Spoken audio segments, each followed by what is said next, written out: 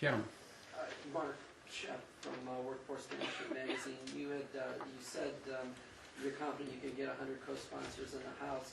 What are the prospects for a House majority and the more difficult challenge of 60 votes in the Senate for universal health care? I think what we're seeing is there being a percolation of support for this across the country. I see this as being not only a defining domestic issue.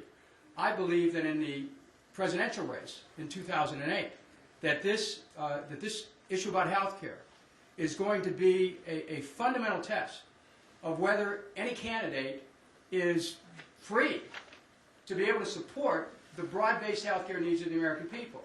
Now, I've offered an analysis of the various plans that are out there.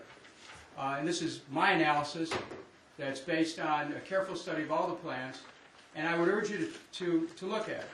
Because when I talked about the three tests, the quality, accessibility, and cost control, the Conyers-Kucinich bill is the only one that meets that. And when you look at what the other plans are offering, they don't come anywhere near what this bill advocates. You know, everyone says they're for universal health care. But you really have to look at the details. What do they mean?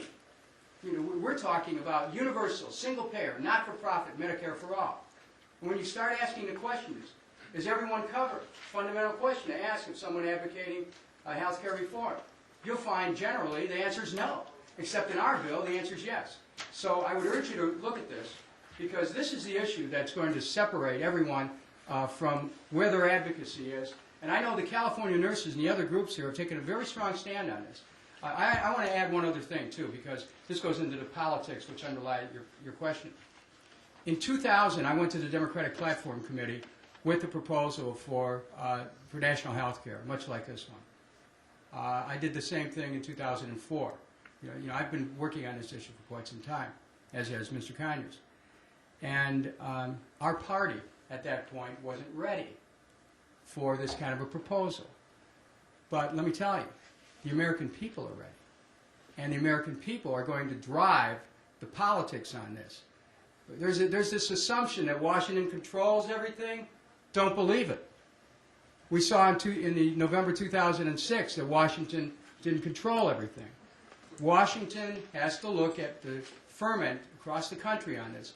This issue will change the politics of America. It's already changing at a state level, and it will change it at a national level. I can see it. It's so easy to see for anyone who's been across the country. Next question. Gentlemen. Well, just as a follow-up, since you held up your chart about the other bills, talk about the two that are, at least on the surface, closest, 676. Mr. Kennedy's bill, Senator Kennedy's bill, which he's been pushing for years, which is, in so many words, Medicare for all. And I believe Congressman Dingell has something similar. How do they differ?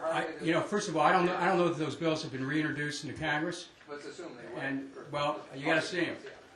I got to see the bills before they're introduced. You know, these bills that I have heard about, the Bush plan, the S-chip expansion proposal, the Schwarzenegger Massachusetts plan, the Health Care Coalition for the Uninsured, in our plan, those are things that are in the mix right now.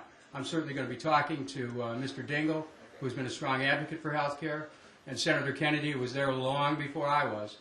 Senator Kennedy was actually the first one, who's still in Congress, the first one who was there. He was there in the early 70s and talking about national health care.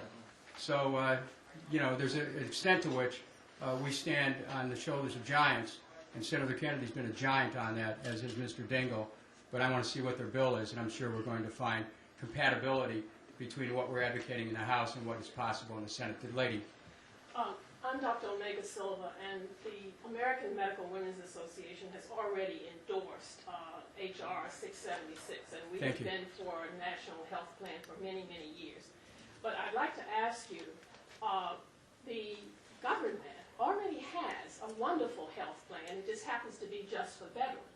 Have you thought of expanding that health plan to include everybody in this country? The VA is getting many accolades for its quality, cost-effective health plan. Well, first of all, your assessment of the veteran system, as far as what I've seen, is accurate, and it is a good system. What we're trying to do is to establish Medicare for all, without in any way causing veterans to be concerned that their benefits would in any way be adversely affected.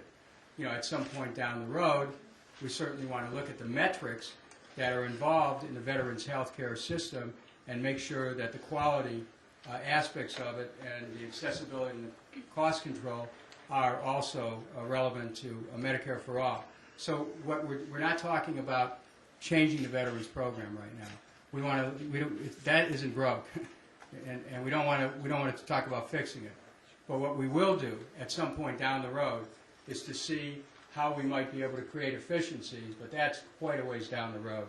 And I think first we have to look at a healthcare system that's run by insurance companies. The one thing about the veterans program that I think was important for Congress to reflect on, the fact that the veterans were doing bulk purchase negotiations with the drug companies was lost on the previous administration when they gave the drug companies carte blanche to charge the federal government anything they wanted to for Medicare prescription drugs. Congress has taken steps in recent weeks to correct that. But the truth of the matter is, the reason why this plan will drive down the cost of prescription drugs is because the government will negotiate in the same way that the veterans do. The government will negotiate with the drug companies for the rock-bottom prices for prescription drugs. And that's going to be one way in which we lower the overall cost.